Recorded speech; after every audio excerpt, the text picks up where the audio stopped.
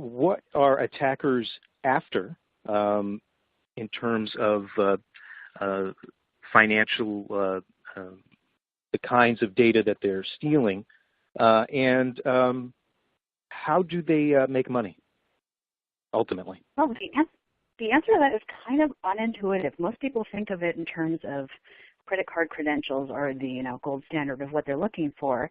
But the fact is those can be reissued pretty easily. And so there's a very short window of those actually being fresh and valid for somebody to use for fraud.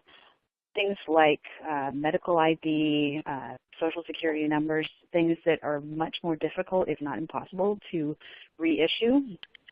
Those are much more problematic for the people who've had those information stolen, but it's also much more valuable in kind of in the dark web market.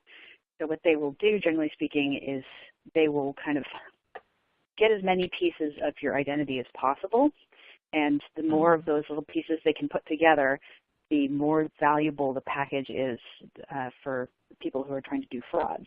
And even things like email information, like email credentials or logins for Facebook or Twitter or whatever, some sort of social media account, those they can actually use for phishing. So they can use the trust between you and your Facebook friends, for example, and try and push, malware-infected links or files for them to double-click and run so that their computer gets hijacked. So there's a bunch of different ways that they monetize all this information, and the things that don't seem like they're that big a deal, even like your name and birthday or something like that, they can use for financial ends to get into your accounts or create new accounts. There's basically all sorts of different kinds of fraud that they can do, and they've been very creative as far as the ways that they've been able to monetize things. Ransomware is a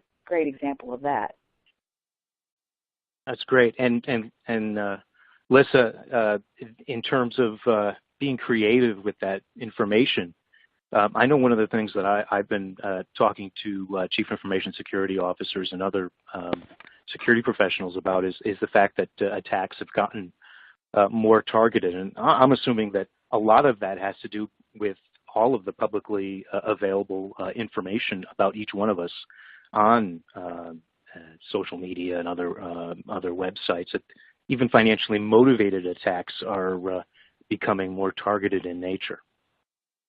It's kind of going both ways. I mean, they're able to target things more, but they're also able to automate things more. So we see both directions where they're doing, spear phishing sort of attacks, but they're also doing things automatedly so that you don't really see who the victim is, and it's just kind of shotgun approach. They're trying to get as many people as much as possible.